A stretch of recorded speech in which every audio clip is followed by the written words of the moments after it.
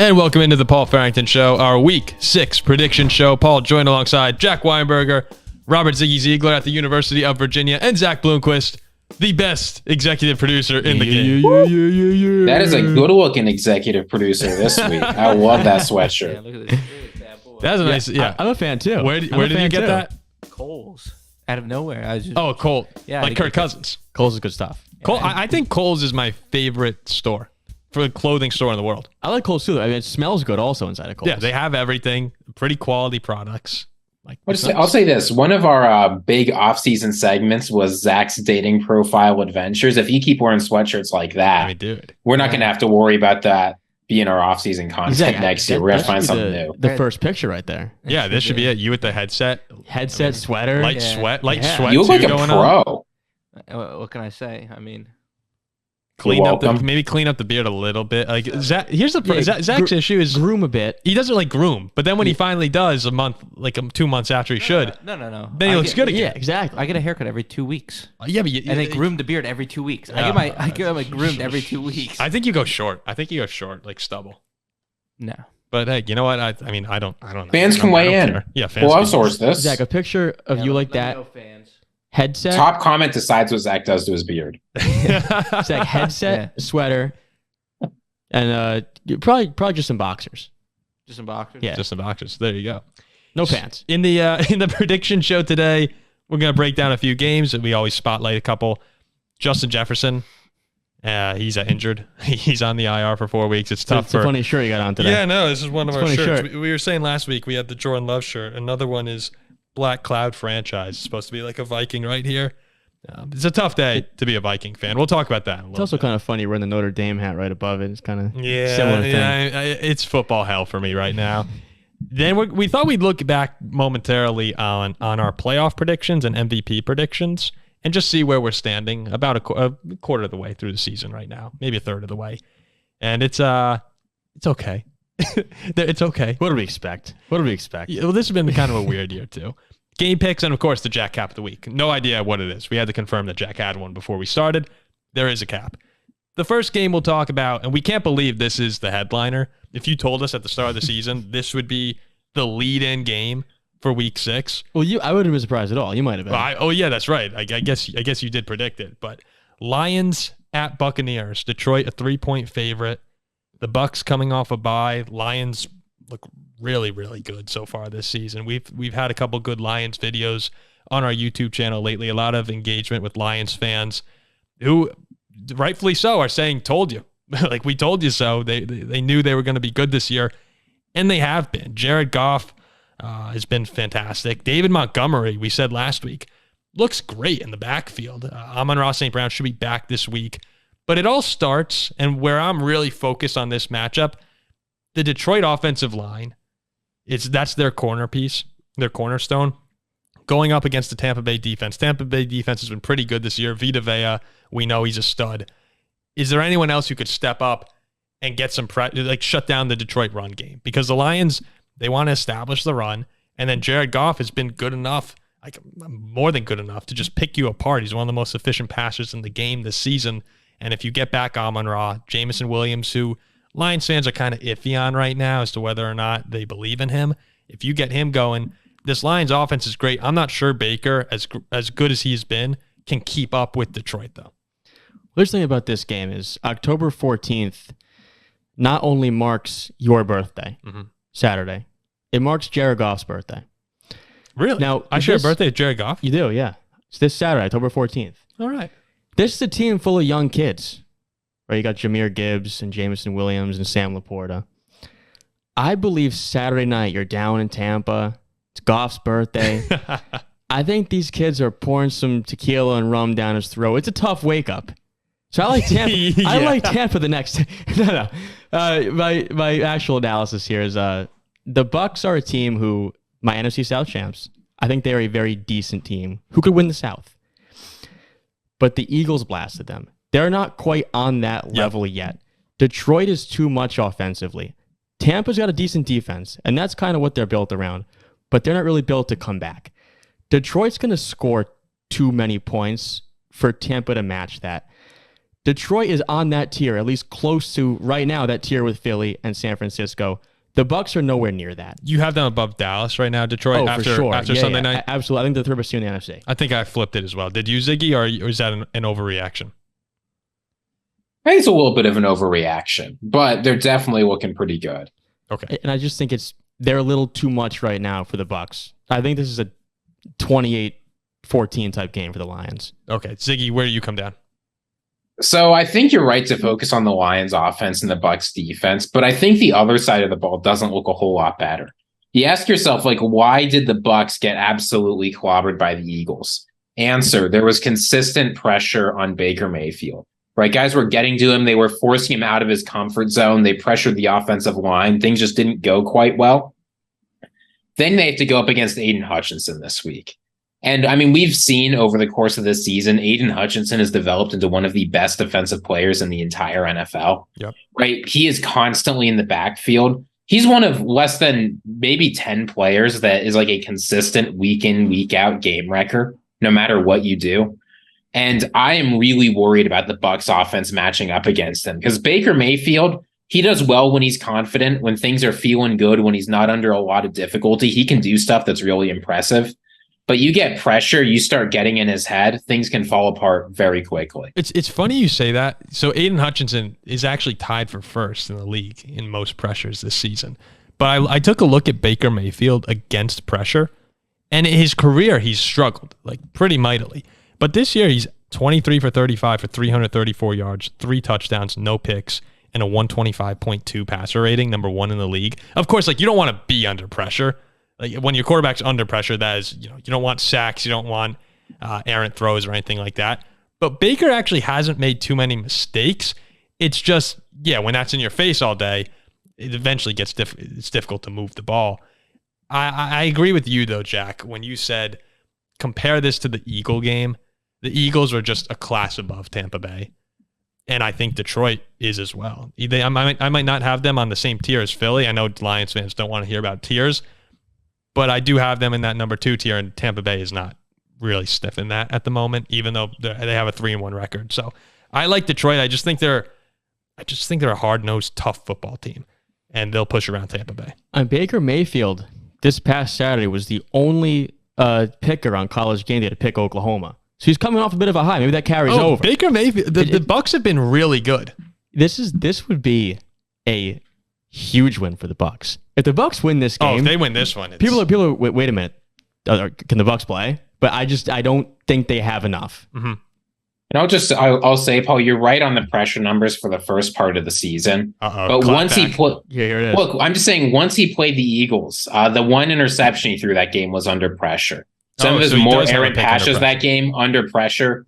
I mean, look, it's one thing to be under pressure against like the Bears or the Vikings or even the Saints. But when you're under pressure against a defensive line that keeps getting after you with corners that are good enough to cover, and I get that Cam Sutton being out will certainly hurt the Lions, but their corners, barring another injury, are good enough. Wait, is Mosley out for the season? Or not Sutton, Mosley. Okay. I was going to say, I didn't know Sutton was also. Okay. So just Mosley. Emmanuel, that was tragic. It was like one of his first plays back from tearing his ACL last year. And he tore his ACL again. Yeah. Man. Well, but right, in any case, the corners are good enough. Mayfield, I trust his career numbers. His career numbers say he's terrible under pressure. That's not going to change. Lions defense has been solid. Especially with Hutchinson breathing down your neck. Although, Paul, we're in this. Paul's got the Black Cloud franchise shirt on. We can't forget that there's crazier things in the world than the Lions losing a football game. Yeah, the Lions are in there.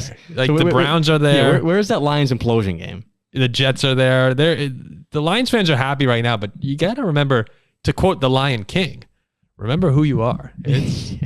You're not out of the woods. I got the Lions relatively. It'll fall apart at some point, but we just don't know when. But it will. And enjoy the ride. Look, I love when the Vikings have great seasons. It's super fun, but the Lions are kind of in unprecedented territory where they're probably going to have their hearts ripped out this year. Yeah, like wait a minute, we're like pretty big favorites in most of these. We're expected to win these games. They're a road favorite against a division-leading team. Right now. 3-1 team. You never see that, but if you're looking for, sorry. I was saying, if you're looking for a collapse, the Bucs are one of the best defenses in the NFL against the run, right? Todd Bowles consistently gets a defense that's good against the run.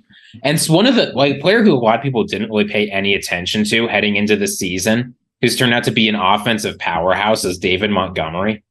Right. Oh, I just traded for him in fantasy. Super. He has been a huge offensive output. If the run game doesn't start working in Detroit, right? If it gets stuffed a lot early and Jared Goff has to throw a lot, that's when you might start to see things be a little bit different, right? Like, you can't let it be like the Panthers game where the Lions could just run the ball with whomever, whenever. Like, Craig Reynolds averaged almost 8 yards a carry. Yeah, the Buccaneers allowing the 10th least rushing yards per game this year. Lions 7th most rushing yards in football. Tampa's also off a bye, which I do value that extra week to prepare for a good team, especially when you're playing at home. The Tampa Bay defense versus the Detroit offense, an immovable object versus an unstoppable force. Might be a stretch, but what game are you looking at, Jack? I'm taking my talents to Cincinnati, Ohio. The Bengals and the Seahawks. And Paul, we've talked about this a couple times on the way over here. We were just counting Cincinnati out, for dead. And now I realize they're 2-3, and the division leader Pittsburgh is 3-2. Who stinks? Baltimore's 3-2. No offense. We're a good team, but this North is wide open, and Cincinnati looked more like themselves, like the Cincinnati we've been waiting to see last week in Arizona. And you got Seattle 3-1 against the spread, a good offense themselves, looking early like one of the better teams in the NFC, a team who won on the road against these aforementioned Lions. I'm looking forward to this matchup in Cincinnati. I think this is a huge game for both teams.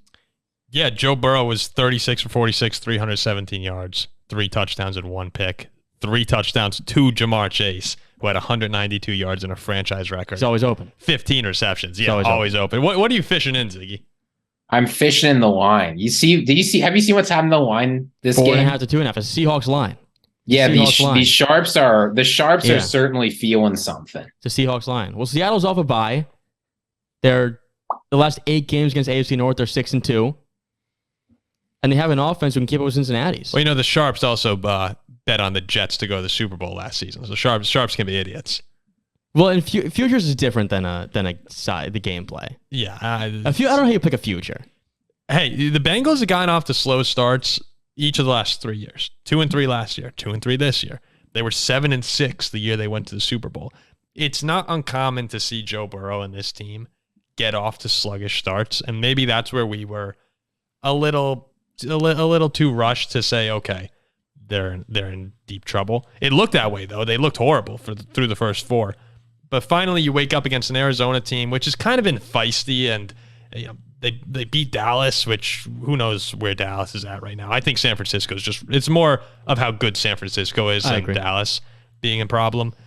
I don't know. Right now, guys, I'm leaning towards Cincinnati in this one. I think they're figuring it out, and Joe Burrow seems to be getting a little more healthier. I'm leaning Cincy too, but I wouldn't necessarily play a side. But it's just important. A game you finally look really good. Burrow looks good. Chase is back. Freaking 50-point fantasy game, 3 touchdowns. You want to now come home against a quality opponent and continue that and not look horrible again. Even their other home win against the Rams, they didn't look good. Like, if I'm Cincy, I want Burrow to come back and Chase to come back and play another good football game and beat Seattle. Yeah, and Seattle's also been... Seattle's a good team. They're good, but their defense hasn't been, other than the Giants, the defense hasn't been fantastic by any means. Their secondary gets picked on a lot. And if T. Higgins, I believe he's coming back this week, so that bodes well for them. This is one, where you want to see them. This is a great win for Cincinnati. 100%. Yeah, if they can do Pittsburgh's it. On a bye, so since he wins, they're 3-3. Pittsburgh's 3-2. And I know that they're playing well, but I still don't know how much of a believer I am in Geno winning big games. Detroit was kind of a big game, so have to give props there. But if the Seahawks have the ball late, I'm not confident that they're going to score. I do, again, like the Bucs. I do value a team when they have a big opponent ahead of them coming off a bye week, especially with Pete Carroll.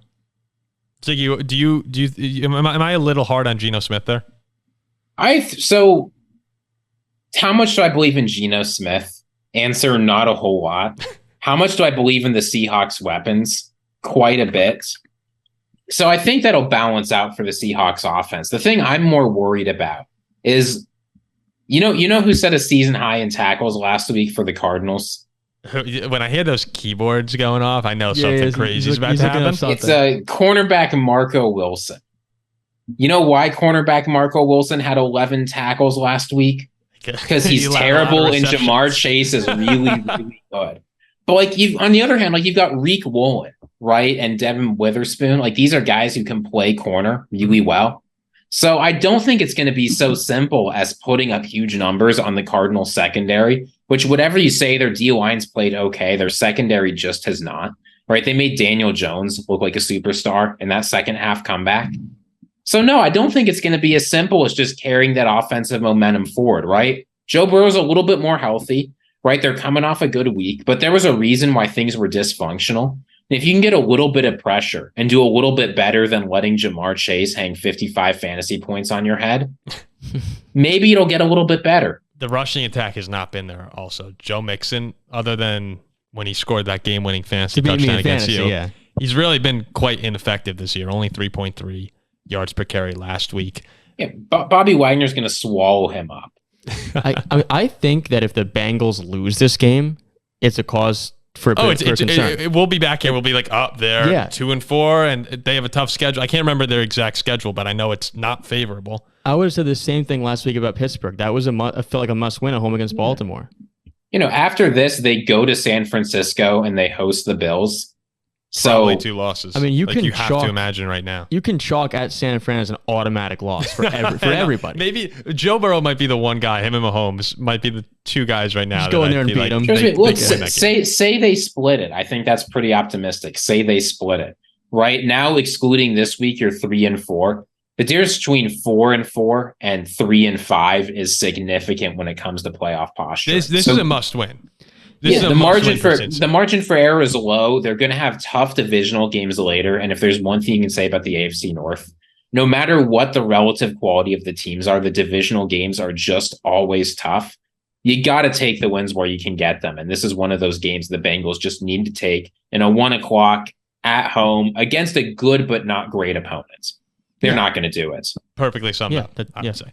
Ziggy, following that perfect statement, what game are you keying in on? We could be a little quicker on this one, but what are you looking at? You said there weren't a lot of exciting games, but there are a lot of important games. And this is a game that I think is going under the radar with some excitement because a star quarterback is out. But it doesn't really matter in the Colts-Jaguars game. Why? Well, these 2 teams are playing for first place in the division. In a division where, believe it or not, one of the teams has to go to the playoffs because this is how the NFL divisions work. We know what Gardner Minshew can do. Stepping in for Anthony Richardson, he's thrown for 400 yards, 3 touchdowns, 0 interceptions, 80% completion or whatever. He's good. He can take advantage of the Colts. The Jaguars are coming off a big win in London against the Buffalo Bills. Huge win. So they're riding high. Yeah, a huge win for them, right? But this is a game that has a lot of divisional implications. And both of these teams are really trying to prove something this year, right? The Jaguars, they can take that next step forward. The Colts, that it's not going to be the same old Colts. So even though Anthony Richardson isn't going to be playing this game, there's a lot at stake. There's some exciting offenses, some decent defenses, and that leaves me something to look forward to. The Colts have exceeded expectations so far this year. Both Anthony Richardson has individually and them as a team. Gardner Minshew being 3-0 in games that he's come into is pretty impressive. It's funny that the 2 games that they've lost this year, he hasn't touched the field. But right now, Jacksonville, it feels like they're figuring it out. And maybe it just took them going over to London. They're home away from home to get there. But beating Buffalo, who, they were a buzzsaw at the moment for what they did to the Raiders, the Commanders, and the Dolphins, who most people have as a top 5 team in the league. To beat them, I feel like this could be the turning point for when it starts to click in Jacksonville. And they kind of pushed around Indianapolis in week 1. It took a ridiculous DeForest Buckner fumble recovery touchdown to keep that. I think it was 21-17 at the time in the third quarter, and Jacksonville just took over down the stretch and won that game by double digits. I think Jacksonville is coming out with more to prove now after losing to the Texans, especially. Like that game, I feel like resonated with them because people all of a sudden were done on them. Kind of like the Bengals are like, yeah, they look bad. And right now, after 2 big wins in London, I feel good about them. Yeah, I thought the Jags, like I said, were in a very good spot to beat the Bills. Having been in London, Bills got to fly out there. Bills got there on Thursday, I think. I thought that was a tough spot, and Jacksonville capitalized. Gardner Minshew and the Colts are good enough to win this game. It depends which Jacksonville team you're going to see. Is it the team whose defense allowed very minimal points to Kansas City and the team who beat Buffalo, or the team who allowed 37, 30 right? to Houston? Something like that. If Jacksonville plays as good as they can play, they're going to win this game. Double digits, bro. Yeah, like if they give an effort like last week, or even against the Chiefs, where the offense was stagnant but the defense was great, they win this game. Mm-hmm. Yeah, I like the Colts. Get Etienne going. I wish Richardson was playing, but Minshew's been good. I just feel like he's been a little. He'll start to regress a little bit. Gardner Minshew is a great story, and people love him. Wait, you said you had a dream about him, right, last night? I did. Oh, so maybe what? I did. I forgot. Jack had a dream about Gardner Minshew. So wait a second. Yeah, I did. That could be a sign. It was very weird. So we were talking in our group chat about fantasy football, and I compared our friend David to Washington State because he's 4-1, but he's not really that good. We all know it. And David's like, I'm like Washington State when they had Mike Leach and Gardner Minshew. I'm like, all right, fair enough. I love that team. That was a good team. Then I went to bed that night, and it was a strange dream. It was about a 20-second dream where I was a reporter, and Minshew had just played a game for Washington State. And I was surrounded by a bunch of other media personnel, and I was getting ready to ask Gardner Minshew a question. I never asked him the question. I just woke up. But What I do you was think the question would have been? Like that, really it could be don't a know. sign. Like, You received these I do. I received these weird otherworldly signs. things. I was staring right at Gardner Minshew. I don't even know who he played against or what his stats were like, but I was getting ready to ask him a question. Did he look happy or sad? Very weird. No, he looked disappointed. Jacksonville. Done. Jaguars. It might be the Jags. I think Very, it's the very Jags. strange. I mean, that's like a jack cap for the NFL. No. You know, Gardner Minshew is going to be disappointed because Zach Moss and Jonathan Taylor are going to combine for 400 yards. No. I think that you had a sign. I mean, that's the NFL jack cap right there. What was it, Jags minus 4.5? What's the line? Yeah, it's 4.5. 6.5. I think or did it close? It's down to 4.5 now, I believe. So it's the jack cap versus sharp money. Yeah. Yeah, it opened at 6.5. Yeah, I guess that's what and then it closed. All right, let's move on to Justin Jefferson, the Vikings, real quick. Zach, apologies because we know you've had a rough fantasy day between Jefferson, James Conner, both going on IR. I mean, just bad picks, man. Devo was a terrible pick in the second round. No, it's a tough fantasy day for Zach. Hey, I lost Richardson, so everyone's. I lost Chubb. Everybody hurts. You lost the number 1 overall pick in the draft. Look, why compare? We don't need to compare. Right. It's apples and oranges here. I lost Chubb. Yeah, and you lost a running back. I'm still churning. We're all trying to figure it out here on the waiver wire. I pulled a Zach this year, getting Puka Nacua in the first week. I'm trying to trade for him. Pickup. I know. So Jefferson's out, hamstring injury late in the fourth quarter against the Chiefs. He'll be gone at least 4 weeks. There's rumblings about whether or not that could continue into the season, depending on the Vikings are winning, we saw, and his contract situation. Ziggy and I were texting today. It's kind of a strange thing to put out, to have his agent basically tell Schefter or allow Schefter to put out there into the world. Not allow. That's a press release from Justin Jefferson's agent. Sorry, yes. So sort of a bizarre situation going on with what will happen with Jefferson. I look at this, though, now, and you see the shirt, Black Cloud franchise. We have horrible things happen to us all the time. Sad day to be a Vikings fan. But we're getting, there you go. We're getting close, it feels like, to the end of the Kirk Cousins era, or what, like, not to say that this was a great era in Minnesota, but it was a stable era. It was nice to look at this, to look at the games and say, okay, we have a quarterback. I have here from 2011 to 2017, Christian Ponder, Donovan McNabb, Matt Castle, Josh Freeman, Teddy, Sam Bradford, Sean Hill, Case Keenum. I mean, guys, Vikings fans, like, that sucked. That was really miserable. And Kirk Cousins has been very good for every season he's played, even though the record hasn't been great. It's Adam Patrick from the Viking Age, who's a good writer, actually I used to write for the Viking Age back in the day. But he said in the 87 games with Kirk Cousins, Vikings have a 54.6 winning percentage. And in the previous 87 games with those quarterbacks minus Donovan McNabb, it was 56.9%. So higher, which is I was a little surprised from that. Yeah. But still, the stability of Cousins and the ability to go and win a football game against almost any team because your offense could score mattered. Cousins has been let down by the defense. Those other teams couldn't score to save their lives. It was Peterson or bust. So now here we are. People are talking about trade rumors again. You have to remember Kirk Cousins has a no trade clause. So the first question I want to ask you guys is, if you had a gun to your head right now, do you think Kirk Cousins finishes this season on the Vikings? I'd say probably not. I'd say that right now Justin Jefferson being hurt is kind of signaling the end-all be-all. I mean, we saw it in the final drive against Kansas City. When he's not there, you and I, we knew that nothing was going to happen. They almost got there. They did, but now you're 1-4, and I've said this several times. There's just really no, like, this team is not going to win anything.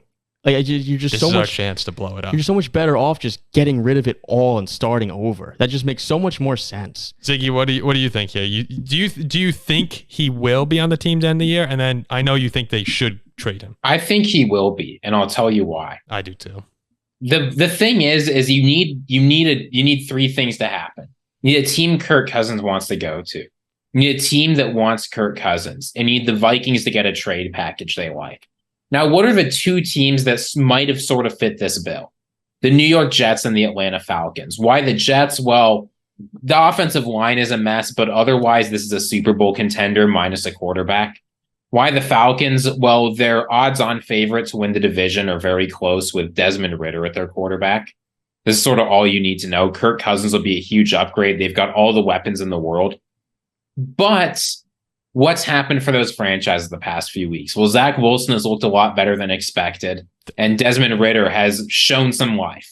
So I'm not sure those franchises are going to be ready to fork over a first or second round pick. Not that the Jets even have a first or second round pick they can trade this year. Is that confirmed? The Jets can't give. You can't trade conditional picks. Once there's a condition on it, you have to wait until the condition's satisfied. Can you have a condition based on the condition? They could renegotiate their trade with the Packers, but the Packers aren't going to do that. Yeah, the Packers wouldn't let us. You can't give that up. So set that sort of thing aside. Teams aren't going to want to give things up. Then you factor in the fact that I'm not sure Kirk Cousins really wants to go anywhere. Right? Wherever he goes, he's going to have to learn a new offense. He's going to be away from his family. And it's not like the Falcons or Jets are lighting the world on fire, right? It's not like he can go to a surefire Super Bowl contender. So no, I'm just not sure the stars are going to align. I think it's a lot easier for Kirk to sort of do what he always does, which is stay where it's comfortable, play some pretty good football, get paid a shit ton of money. Yeah, and then figure it out next offseason. I don't blame him. I just got to rant for a second. This is what's so frustrating, right? The Minnesota Vikings are 7th all time in NFL win percentage. This team always wins a whole lot of games. And boy, howdy, it would be nice. Yeah, it would be really nice to just suck, get Caleb Williams, pair up Caleb Williams with Addison. Jordan Addison is former college teammate. Justin Jefferson, the best the best non-quarterback in the NFL. An elite tight end, a growing offensive line. Yeah, good. Screw it. We'll use our second round pick and get someone. Yeah, we don't have to get on the offensive line, right? A defense that's improved, like that would be fun. That would sell tickets. That would give us a chance at glory. This team's going to win 7 games this year. We're going to be stuck in no man's land. It's over. That's literally what I was going to say. Is that you're so stuck in purgatory because you're good enough. But this is the out. This is the out. Because if Jefferson's still there, even at 1-4, that you can look at the NFC playoff picture. And what is it right now? We have it coming up later in the show. In the NFC right now, the 7 seed it's the Cowboys, Falcons, and Seahawks. So the Vikings get to play Atlanta this year. Like they have an opportunity to take out one of those teams, and you get the Lions twice. Like the opportunities are still there. I know that it's 1-4 is really bad, but the way the Vikings will look at it is, yeah, we can score with anyone. We have lost all 1-possession games this year, but this is the opportunity because right now it's our star is gone. and we don't know how long he's going to be out for. And forget about Justin Jefferson for a sec. Even with just Kirk Cousins, you're good enough to win. We're like we're still better than most teams. You'll win like six or handful. seven games and just you have the 12th pick in the draft. If they trade Kirk Cousins, they have a legitimate, very good chance of having a top 5 pick. And if they have a top 5 pick plus whatever compensation for Kirk, you could package that to go up to 1 or 2 if you can't. Well, no, I mean the pick, maybe 2, but if the Bears get the number 1 overall pick. But here's the thing: I don't know if you listened to Quessy's press conference today, but basically what he said is they're here for a competitive rebuild. Everything's going according to plan. They're going to try and do their abs. They're good. Like they're not here to tank. That's basically what he said. They should tank. You know, what he said is focus on the 5 feet in front of your face. And the 5 feet in front of your face is we've got a good offense. We got Kirk Cousins. We want to win games. So I don't know. I think this is really silly. All a competitive rebuild is delaying the real rebuild. Yes. Yeah. But this is what's happening in Minnesota. You know, our past draft classes, we got a couple of good players and nothing more. This is going to be a process. I saw, what if we pulled in a Aroldis Chapman with Kirk? You know, sent him off somewhere, got the pick. He finishes the year, and then we bring him back. Which, I mean, no team would take him probably. I mean, the Jets would probably be a 1-year rental, which is no, the Jets. Yeah, no. So like, this is another thing to consider if you're Kirk Cousins, right? What's he going to do in the Vikings offense? He's going to continue to put up incredible numbers and look awesome. What's he going to do if he goes to Nathaniel Hackett Jets offense? He's going to get sacked a lot and might look bad. He's going to be a free agent next year. He's going to enter the Derek Carr situation this year, except in a better position, right? Because he's played better than Carr. Kirk Cousins could realistically sign for $180 to $200 million next offseason. Are you really going to screw that up? Yeah, no. So this is why I'm not sure he even wants to leave. Oh, he won't. I doubt he goes, and we're just going to be stuck in hell. Just pretend, though, a few weeks back, like the Jets had made a trade for Kirk Cousins. The Jets beat the Chiefs. They beat the Patriots. And what are they? They're undefeated. We lose to the Panthers. Yeah, it works out for everyone. Yeah, and just to clarify, too, it's not Kirk's fault. Like Kirk is not the issue here. He has no obligation to accept going to the Jets offensive line to like make the Vikings happy. Where I don't blame Kirk at all for what he's doing. I'm just thinking realistically, right? This is a guy that's like going to baseball playoff games with his family on a Tuesday. He's like buying tickets off StubHub. He's an awesome guy. Totally no one knew he was either. No, I think they started to, right? Oh, did that? I think they started the to. Michigan State sweatshirt was kind of a tip off. But like, why would that guy decide to like leave his family and go to Atlanta to win 9 games this year? It's silly. Yeah. And unless that team is ready to sign him to a mega deal right now, and I'm not sure anyone wants to sign Kirk to a mega deal right now, he's not going to leave. Justin Jefferson is going to sit out 7 weeks waiting for that hamstring to get nice and healthy so that he can play 5 games and then leave us. It's over, man. Yeah, dude. Welcome. I'm going to become a free agent this offseason, Paul. This is my last season with the Minnesota Vikings. Ziggy, I don't blame you for getting out. Turn to the black and gold. Go to the Dolphins. Dude. I'm going to do the Kirk Cousins thing. I'm just going to be stuck in perpetual franchise tagging with the Minnesota Vikings. I'm signing 1-year deals. Ziggy this offseason. Ziggy stuck in purgatory. Okay, before we do the game picks, a quick look back on the MVPs we had and the playoff predictions just to see where we stand. When we did the MVPs, me and Ziggy, we both had Mahomes. You had Joe Burrow. Still in play. I don't even want him to win MVP. And Zach had Tua. So looking at the current odds, Mahomes is the favorite at plus 350, Tua plus 500. Third is Jalen Hurts. Fourth, Josh Allen. And then fifth at plus 700 is Brock Purdy with the 49ers. Now, I'm kind of getting tired of people saying Brock Purdy. It almost seems like everyone who mentions his name will then say, with a great supporting cast of Christian McCaffrey, Deebo Samuel, Brandon Ayuk, George Kittle, a great offensive line, phenomenal defense, top-tier head coach. Yeah, he has that. But the things Brock Purdy's doing on the football field, when you watch the 49ers play, he is playing at an extremely high level. He's playing at an MVP level. I don't care who his weapons are. He's putting the ball on the money. Receivers catch it in stride, and they're running into the end zone.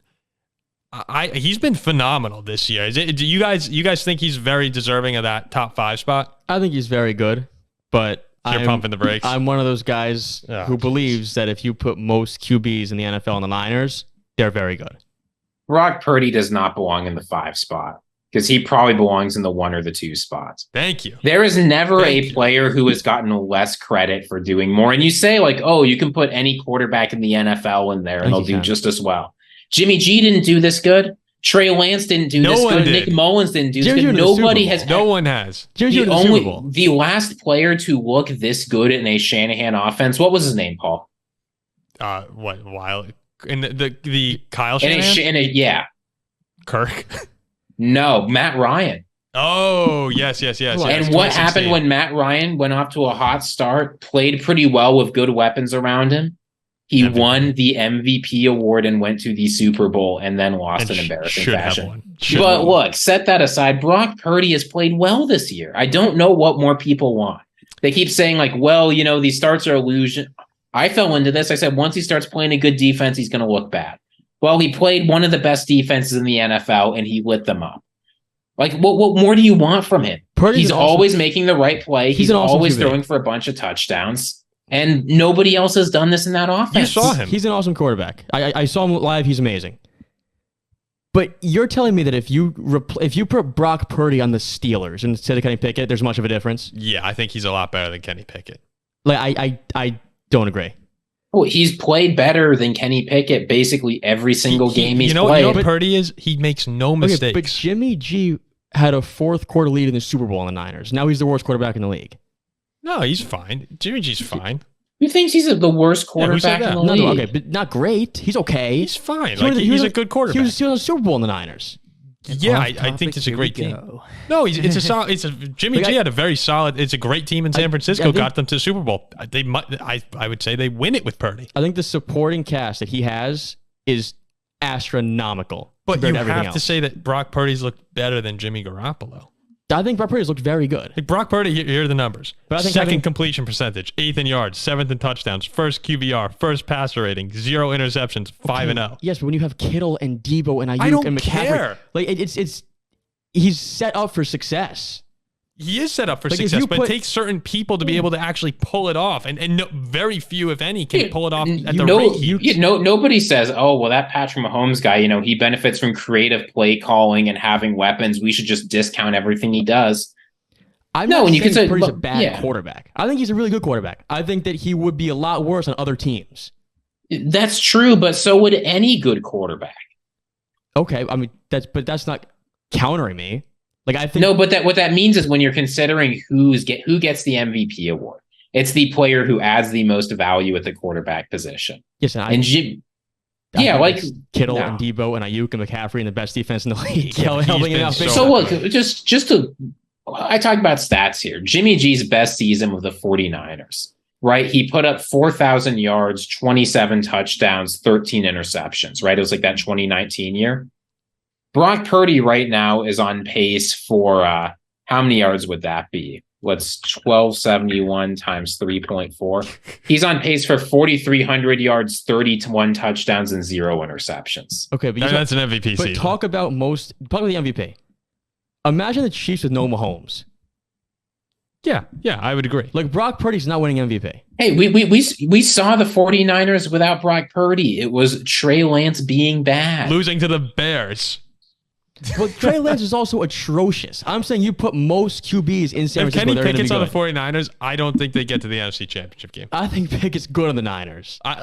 Look at the Niners. They're loaded. You guys would be great with Brock Purdy. But nothing special. Like the Niners are insane. I don't know. The Niners are insane. They feel unbeatable. Yeah, I mean Purdy's really good. Don't get me wrong. He's very, very good. But MVP, there's no way he wins the MVP. What if they're like 15-2 and he throws 4 interceptions and 35 touchdowns? I'm not shocked if they are because his team is amazing. So you'd give it to McCaffrey first? I'd give it to most other people before I give it to Brock Purdy first. I mean, like, look, he is in a golden situation. And I'm not trying to take anything away. Sounds like you are. No, I'm not. It sounds like you are. I think he's very good. But talk about the MVP, it's not possible. Impossible. Dude hasn't lost. Because, look, take away Patrick Mahomes from Kansas City. Yes, he's more valuable to the Chiefs than Purdy is to the 49ers. As long as he's playing the NFL, Purdy's not the MVP. Okay. Well, you have Joe Burrow, so. Yeah, that's a horrible pick. Is it game? And two is right there. Is it game pick time? Imagine Kirk on San Francisco. We'll do game picks. Imagine Kirk on San Francisco. He'd be amazing. Yeah, he probably would. I mean, Kirk, we agree Kirk is amazing. We'd be saying Kirk MVP. Of course. Probably. Yeah, absolutely. Yeah, I mean, surprised that the MVP award cares about actual production, not counterfactual production. Yeah, well, he's in a good. Purdy's in a take that. Purdy's in a good spot. Yeah, that's just look. We yeah. All I'm saying is that we're going to skip over. We'll touch on. Let the fans agree to disagree. Let the fans decide. Yeah, we'll touch on our playoff stuff next week. We'll move on to game picks here. Jack doesn't even know what a counterfactual is. Do I have to? Do I have to know what that is? Typical. Let's get to game picks. A quick update. Overall, Ziggy and I 36 and 26. Zach and Jack 37 and 25. We are really. I mean, it's neck and neck. It's a 4-horse race here as we enter week 6 of the NFL season. You ready, Zach? Got that music? There we go. No, there it is. Gosh, best part of the show. Right ice in the veins. Best part of the show. We'll start off. Broncos at Chiefs, Thursday Night Football. Just a snooze fest. I mean, these are brutal games. 10.5-point favorites are the Chiefs. Yeah, the MVP will win and cover this game. Chiefs. Yeah, boy, is it going to be the best quarterback in football or the worst defense in football? Yeah, give me the Chiefs. Wait, 10.5 is so low. Chiefs. Yeah, I got the Chiefs as well. 10.5 is low. Chiefs all spread 17.5. Yeah, I would take them up. I would take them 13.5 at least. Yeah, I probably would as well. But the Broncos kept the game close last year. I think they come back, big comeback from Denver. They didn't. They had the best defense in the NFL. Now they have the worst defense in the NFL. Horrible. Ravens 4-point favorites at the soon-to-be division AFC South champions Tennessee Titans. It's a London game. Baltimore's off a loss. 9:30 a.m. Yeah, you're right. I got Baltimore. Tennessee stinks. Baltimore off a loss. I got Baltimore. These two teams always play of a grudge. They always play each other close. But I believe Lamar Jackson's receivers are finally going to learn how to catch the ball. Give me the Ravens. I'm going to believe in Tannehill. Give me the Titans all You day. just want the lone Wait, wolf. you understand? You're not picking the Titans. You understand that last week you said, I don't believe in Ryan Tannehill. You're right. Verbatim. My bad. Sorry, my bad. I believe in Derrick Henry. Okay. Yeah, all hail the king. I mean, I love the Titans win this game. Man, the Titans and Ravens, you're right, Ziggy. They do have some pretty close ones back and forth. And if I'm remembering correctly, haven't the Titans been winning lately? I'll need to check the history. I think it's gone back and forth, right? Because there was that playoff game, and then the Ravens got their revenge. Yeah, the last two playoff games split. They split. I don't know if they played in the regular season or not. I'm just going to go with the Ravens in this one. As much as I want to take the Titans. There you go. You get your lone wolf, Zach. Baltimore also, they stink too. 49ers, 5.5-point favorites at the Browns. Niners win and cover. Boy, can the Browns defense do what the Cowboys defense couldn't? Do we know if Deshaun Watson, actually, he's a baby. He's not going to play. They're starting PJ Walker. Wait, is Deshaun Watson out? I thought he was. You know, a report came out a couple hours ago. PJ Walker is going to start. It's only 5.5 without Watson starting. Honestly, Watson hasn't really played well. Watson's much. But yeah, give me the 49ers. PJ Walker ain't doing jack. 49ers. No offense. 49ers, easy pick. Commanders at Falcons. Falcons 2.5-point favorites. I mean, Des Ridder at home. That's all I have to know. Falcons. Again, when you feel Young Wei Koo again. Back-to-back weeks. Young Wei Koo. To cover? Yes, to cover was 2.5, right? Yeah. Yep. 24-24, Young Wei Koo, 27-24 final. Des Ridder regression. Give me the Commanders. I'm going to take Ridder. Hasn't lost at home. Yeah, Ridder coming off the best game of his career. I am also going to go with the Falcons at home. Close game, but lone wolf for Ziggy. Panthers at Dolphins. Miami 13.5-point favorites in this one. I got the Dolphins by 40 in this game. Dolphins by 40. So does everyone have them covering, Ziggy? Ziggy, they're not going to cover, but Finn's out. Not covering. Let me Zach, cover. Let me hear it, Ziggy. Always. I got Dolphins. I'm gonna go with the cover too. I think the Panthers. I gotta start practicing late in the game. Late in the game, Panthers will cut it to like 14, but not enough to cover. It's the best offense in the league versus the worst quarterback I've ever seen. Vikings 2.5-point favorites at the Bears. This is huge. We need to lose this one. Yeah, I got the Bears. I got the Bears in Chicago. You're wrong. You're wrong. I got the Bears. Skull. Yeah. Zach. Skull all the way down to the Bears. Bear down. Wait, bear down. Paul, I never pick for the Vikings. This team you're stinks. taking the Bears? Yeah, I take the Bears every time. Oh. I got the Bears. I feel something. I have the Bears too. Yeah, I Are you mean, gonna look, lone wolf guys, it? I'm not taking. I would love to lose this game, but because we want to lose, we'll probably win. So I'm going to go with the Vikings in this one. Lone Wolf. Colts at Jaguars. Again, Gardner Minshew, not Anthony Richardson in this one. Oh, we said before I had a dream that I was about to ask Gardner Minshew a question after a game. I was a reporter, and he looked disappointed. So I got the Jaguars. Jonathan Taylor's a good football player. He's back. Colts forged. Jaguars. Yep, me too. Jaguars. I'm sorry, Ziggy. The Gardner Minshew hype train ends here. A lone wolf or a lone Jacksonville's horse? playing better. Oh, maybe. The Saints are 1.5 point favorites at CJ Stroud and the Houston Texans. I got the Texans. I Saints think are a weird team. off a tough loss in Atlanta, a game that the Texans felt like they probably should have won. They come back home and they beat the Saints. Another good game from Stroud. You're telling me the team with a better quarterback is a home dog? Really? Home Give dog. me the Texans. Give me the Saints. That defense is pretty legit. I'm also going to go with the Saints in this one. I'm rooting for the Texans because, again, I hope the Saints never have a happy moment for the rest of their franchise. We're split. But New Orleans, I did not see that pounding coming in New England, what they did to No, Bill I thought Belichick. Pats were going to win. I was really surprised. This New England team's just bad, so I don't think you're. Oh, rooting by that the way, much. Ziggy, you had them as your 7 seed. Yeah, I was wrong. Seahawks at the Bengals. Bengals are 2.5 point favorites. I want to pick Seattle, but unfortunately, I think since he might have gotten a little bit right, now they come home, I got the Bengals. Give me the Seahawks. They're gonna the Bengals defense or the Bengals offense is gonna struggle a little bit this game. I hope you're right. T. Higgins, I think he's gonna be out. Jamar Chase is gonna get locked down and only put up like 90 yards this week. Give me the Seahawks. Yeah, give me the Seahawks. Why not? I'm gonna go with the Bengals. I think that I think their receivers are gonna have a good day against the Seattle secondary. And Trey Hendrickson has been an absolute monster this year. 6 sacks, tied for second in the league. He'll get after Geno, who I will be starting in fantasy. So hopefully he does better than I expect. Yeah, and I mean maybe I am. I could be a fade. I probably am. Bengals is very square. The Patriots at the Raiders. Raiders 3.5 point favorites. This is the Josh McDaniels revenge game. Ooh. So I will take the Raiders. I think the Pats are a lost cause, so I'm going to go with the Raiders. It's Bill Belichick versus a former coordinator. This feels a lot like Nick Saban versus a former coordinator. I just can't. At a certain point, this team's got to figure it out, right? Yeah. They're a lost cause. They're a lost cause. I'll take the Patriots. This is if they let me down this week, though, it's over. The Patriots won. I'm a Dolphins fan, so I hate them to begin with. But they lost Judon. They lost Christian Gonzalez. Yeah, so I'm going to say the Raiders. Look at these stats. Would they gain J.C. Jackson? He's an AFC East guy. Oh, you're right. He The is. guy who barely played The guy who was a monster in Belichick's defense. and barely played. New song. So you got the Raiders. What? You got the Raiders. You didn't finish it. Oh, I thought that was pretty clear. I was picking the Raiders. It was pretty clear. I am also going to go with the Raiders in this one. As bad as Josh McDaniels has been, and as however much he tries to lose football games, it seems on the sidelines. Remember how that ended last year with the Chandler Jones, like the lateral or something? I can't. There's something. Yeah, crazy. and then what happened to Chandler yeah.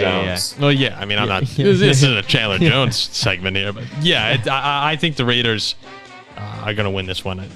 Detroit 3-point favorites at the Tampa Bay Buccaneers. I want to pick the Bucs so bad, but Detroit's too much. I'm going the Lions. Line up. Give me the Bucks. Really? I did not see that coming. I got Detroit here too. I think Detroit's slowly getting to that tier 1 status. Cardinals at the Rams. Rams are 6.5 point favorites. I like the Rams to win this game. Big game from Matthew Cover? Stafford. Big game from Kyron Williams. Yeah, they can cover too. I like the Rams. I think this Rams team is good. I get that they've been up and down and they've lost a lot of games, but they've lost a lot of close games to good teams. At home versus the Cardinals, this is going to be their bounce back game. The Cardinals are just as bad as we thought they were. Give me Puka, Cup, Aaron Donald, Stafford all day. I got the Rams, but the Cardinals cover the 6.5. Eagles -7 at the Jets. The Jets have never beaten the Eagles. Ever. Does that change? Wait, never? Never. I think the Jets come in the back door late, plus the 7, but Eagles win outright. Yeah, everyone's acting like Zach Wilson is some incredible quarterback after the past 2 weeks. He put together one average week against the Chiefs and one pretty bad game against the Broncos. This guy's not good. He is going to remind everyone why he is one of the worst quarterbacks to be starting in NFL history in his 3rd season, and why the Jets mortgaged their entire future for Aaron Rodgers, who blew himself out on the 4th play of the game. Yeah, this is going to be a slaughter. Zach Wilson, at least 8 sacks, at least 2 interceptions. So give me the Eagles. 2 interceptions. That's a horrible day. I'm not going to take the guy who sees ghosts. So was Darnold? Oh, was that Darnold? Zach Wilson sees ghosts too. He probably sees him more. He does. Yeah. He probably sees him more. Yeah. You can't help it. I'm rooting for Zach Wilson. It's hard I am not too, but they have no chance in this game. No, Eagles are going to win. 7 points. It feels low. No, they'll come in the back door late. Just come in the back door late. Yeah. I don't know if they score on Philly. I got 17-9. Niners 5.5. I'm just looking at that. I think I have to hit 17, that. I think I have to hit that 5.5 for the Niners. Just looking back on it, I got the Eagles too, and they probably cover the 7 points. Giants getting 14 at Buffalo on Sunday Night Football. What a horrible slate! Oh God, what a terrible night game. This Giants team is really Unwatchable. bad. I mean, you can't back them. I'd take the Bills. I'm taking the Bills, but I'm taking the Giants to cover. Why? Well, this Buffalo team, I mean, it's 50-50 whether they're going to be like an incredible powerhouse or like inexplicably look terrible. So there's a chance the Giants cover, but there's not a chance the Giants win. Yeah. I agree. As much as I would love the Giants to win, I watched what we did to them, and I gotta go with the Bills. And you don't even play that well, and you mauled them. No. I mean, they're bad. Man, I'm looking at that Bills -900 on the money line. It's free. I might drop 900. No, drop $9K to win $1,000. It's free $1,000. Cowboys at Chargers. Dallas, a 2.5 point favorite on the road. Well, it'll be a home game for them. But yeah. I'm going big time bounce back spot from Dallas. They get right and defeat the Chargers. Austin Eckler should be back for the Chargers. Ooh. This will make much less of a difference than people think. Here are the facts. The Cowboys are the better team. I'm not ready to give up on them yet just because they lost hard to the best team in football. Give me the Cowboys. Can't have an AFC team winning.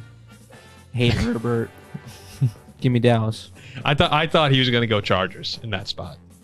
He's jealous of Justin Herbert. This seems like a Zach Chargers. He's always been a little Ziggy, jealous of what do I Justin have to be Herbert. jealous of? Can you imagine what Justin Herbert would do in a Mike McDaniel offense? Oh my God. Yeah, that'd be disgusting. Can you imagine never making the playoffs? Can you imagine like the Dolphins had someone who could throw it like 80 yards instead of 50? That'd be disgusting. Wow. No, I'm kidding. I got the Cowboys too. Paul, again, imagine going to the playoffs. How are you looking at me and saying that? Imagine going to Like the you playoffs. never go to the play like ever. Imagine going to the playoffs. You've never seen a playoff win. Imagine your quarterback having an MVP year. What? An MVP caliber season? You and I don't belong in the same conversation here. Like, the Dolphins are one of the worst teams in the league over the past 20 years. No.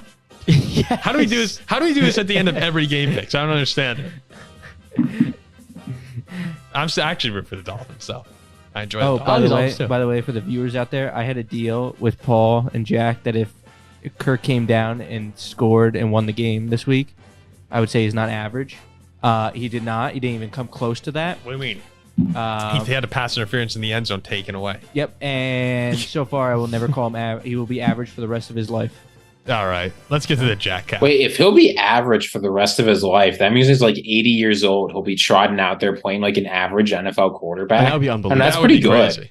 I mean, look, he might, but he also might die in the process. I will say, I would never said probably injuries was sign him long term. If you gave me this Kirk Cousins forever, I would probably keep signing him for a little while. Forever? Yeah, absolutely. So he was throwing 35 touchdowns? You could probably play for a bit. I mean, at some point, your team would be good, right? It's somewhere along the line. You would think. Depends how much we're paying. Depends how much we're paying him.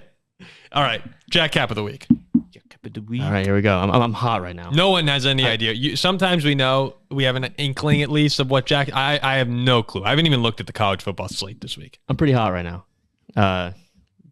Back-to-back Cap dubs, I believe.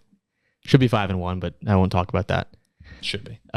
So Paul, this This Saturday marks your 25th birthday, October 14th. Oh, it does. Happy early birthday. Thank you. Yeah, I know. Happy early birthday. A quarter century.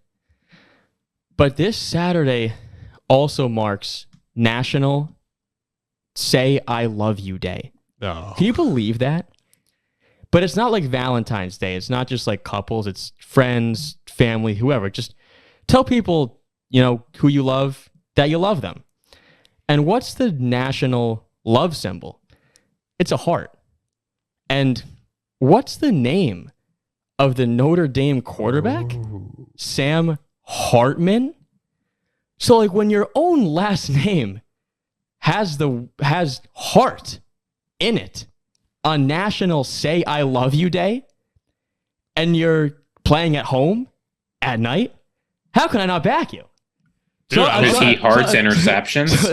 So I'm taking Notre Dame on the money line to -130 to play spoiler against USC. All right, nice. It's I'm trying to hold back tears when you say to play spoiler in this game. Hey, given the expectations. With Notre Dame, fool me once, shame on you. Fool me twice, shame on me. I'm going back. I'm going back to South Bend. First time you had them, you didn't have the points. First time, and I know we're favored right now. Yeah, I had them outright. So you have 2.5. No, I have Notre Dame on the money line. Sorry. Okay, you're not taking 2.5. Okay. No, I'm not going to lay the points. Not that confident. No, I am. But it's the same price. Jeez, I didn't know my birthday was National Say I Love You Day. Yep. Yeesh. And not to mention, we'll be in attendance at that game. And do you know my record? Oh, Sharp's this is really sharp knowledge. Do you know my record in Notre Dame games while I'm there? Covering. It's 5-1. Jeez. He's not even undefeated. But what about with me? With you's undefeated. Because we had USC, we had BYU, we had Alabama. That was the cover. Yeah, that was the cover. I ain't taking them to cover. I'm taking them to win. So 3-0. So I guess in terms of like outright wins, we're 3-1. No, but covering. They covered against Bama. Yeah, covering's undefeated. Yeah. Well, you were at the Clemson game though, right? Was it just you at the? Well, I wasn't at the Clemson game. No, you weren't. At the It was Clemson just game. me at that Clemson game. Yeah. Me in Notre Dame Stadium against USC. Want to know? Oh, wait, we covered against Clemson the first time in 2020. We covered against Clemson last year. You had us, right? Yes. And then we covered against Ohio State. You just got greedy and went money line. Yeah. Well, I got money line this week too. No, but now we're favored. So absolutely take us with the points. This is what I'm hearing because we will cover. Oh, right. -2.5. Yep, we will cover. Yeah, -2.5 supply. I am so mad with ND football right now that I'm just going to end the show before. I'm not mad with ND football. What are you mad about, Paul? Ziggy, there are so many things to be upset about. There's nothing to be upset about. We lost by 30 to Louisville. Ziggy, on Saturday, go tell somebody that you love them. Well, expectations are the origins of suffering. Ziggy, who would you say? Who would you say I would love you to on Saturday? National Tell Someone I Love You Day. On UVA campus, who would you say I love you to? Boy, who do I love on UVA's campus? Thomas Jefferson. There's a big fat statue of Thomas Jefferson right outside of Cock Hall. You can see it from the Balls Library.